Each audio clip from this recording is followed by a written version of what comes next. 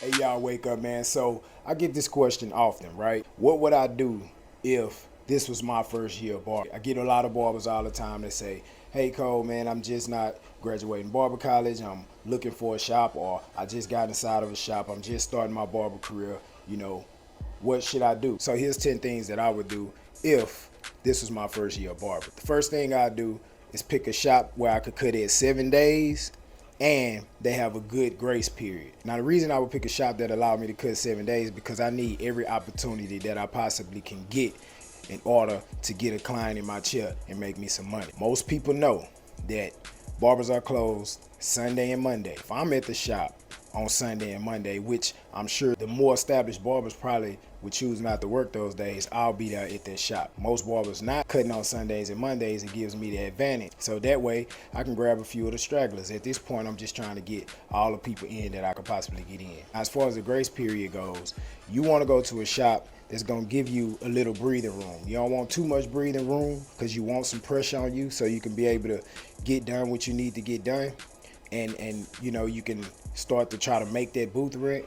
But most shops give you a grace period. They say, hey, you know, you got 3 weeks free, then the fourth week I charge you $50 a week for the next 3 weeks, and so on and so forth. Somewhere around 2 or 3 months you'll be paying full booth rent. The second thing I would do is recognize my strengths, right? Some of y'all come up out of barber college, you're not fully skilled yet, right? You still got some things that you need to work on. However, during barber college when you was cutting, you found out that you was good at something. That could be your fade, that could be your lineups, that could just be your customer service, right? Whatever that strength is, you need to know that, and you need to use that as a competitive advantage when you get inside the shop. Because any shop you get in, every barber ain't gonna be good at every single thing. I'm not saying going there with a mindset like you trying to take something from another barber. However, this is a market and competition is real, and there's a such thing as friendly competition in order to make both individuals better. So know your strengths. Third thing I would do is learn the game. As I'm sitting back in this shop, got all this downtime, I'm watching what works, I'm watching what don't work, I'm watching what I would do and what I wouldn't do. I'm learning how to treat people and not how to treat people based off of what everybody else is doing around me. A lot of shops got a lot of barbers that's not doing what they supposed to do, or things that you don't agree with. Pay attention to that and the interactions between that and choose not to do it. Then you get into a shop where there's going to be a barber or two that's doing things that you would like to do, right? So pay attention to those things. Listen to the OGs, listen to the good and the bad. Learn how to separate the meat from the bones. Learn how to know chicken shit from bullshit. Understand, even though you graduate barber college, you are still a student, right? So remain a student, right? Pay attention and learn the game. Number 4, you need to get your friends and family involved. I would get my friends and family involved in what I'm doing. As a barber, you're just like a small business. You are the business. You, your clippers, that little station you at, that's your business.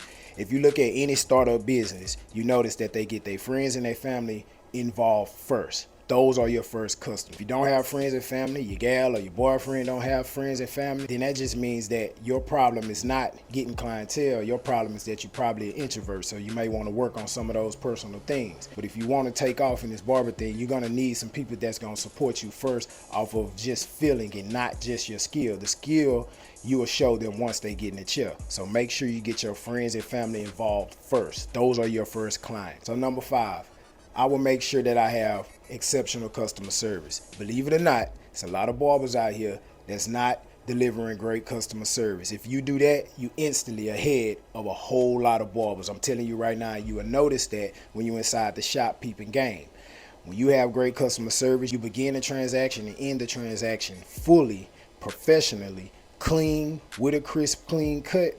Man, I'm telling you, you're instantly ahead. Believe it or not. You could hear all these barbers talking about what they do and what they don't do. Be professional. Not go to their shop and see how they run things. Or when you're in the shop, watch how barbers run things. You'll instantly notice that that puts you ahead. All in all, it's helping you create a brand. It's giving people the opportunity to spread the word about you in a positive manner, and your reputation matters in this industry. Number 6, target the kids. I'm telling you, kids are your cheat code. Most men will come in and they'll send a son to you to see how well you do, or you'll have a mom come in and send her son to you to see how you do, then the dad sees it, and then they gonna come get in the chair.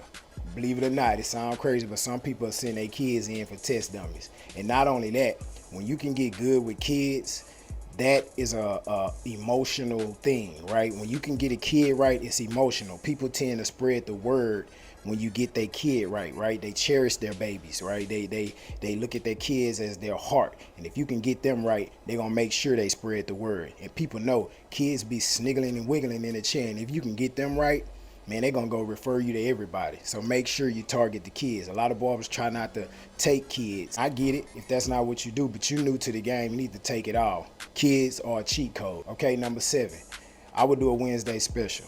Wednesdays are slow for most barbers because it's the middle of the week. Most people at work, it's just hump day. Something about Wednesdays is just slow. Most barbers know this. So what I would do on Wednesdays, I would do a special for students. That's elementary, middle, high school, and college. And high school and college will have to show their student badge in order to get a discount. This discount is gonna help you build clientele and get you more referrals, and also it's gonna bring a lot of people in. It may bring in cheap people, but hey, it's the beginning and you need to get as many people knowing about you as possible. So if I'm getting a cut on Wednesday for a discount, and this is the same cut that other people getting during the week, then you're gonna find your Wednesdays be extremely booked. You do this for a while and eventually you stop, but they're gonna be so used to your services and more people gonna know about you, you're gonna be rolling and you're gonna be in business. Number 8, social media. Now that you have all this downtime in between clients, right? Because you just starting off, you need to take your time on each individual cut, and you need to be posting videos and pictures of that cut. And ain't nobody in your chair, you need to be posting your station, post you sitting in the chair. However, people need to know that you're at that barbershop. Tag your location. I'm talking Facebook. I'm talking, and yes, I said Facebook. Facebook is extremely powerful, especially when you're in a business that target friends and family. I would get on social media. I would constantly post everything. You got more time than a barber that's booked all day, right? You actually can take advantage of this downtime and this slow time. You'll notice that your social media start to grow and you start to get people attention by tagging a location and using hashtags for the city that you live in. Understand that. Number 9, you need to learn the latest and greatest style. I've been barbering for 11 years now. I understand that hairstyles change over time. We had a time where designs were the thing. We had a time where flat tops was the thing. We had a time where mohawks was the thing.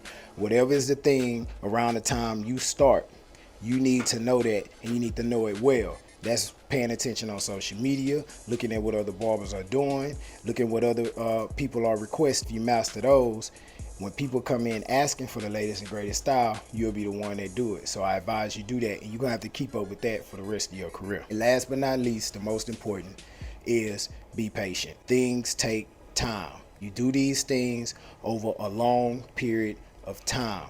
Stop getting caught up on social media thinking that you need to be where your favorite barber is at.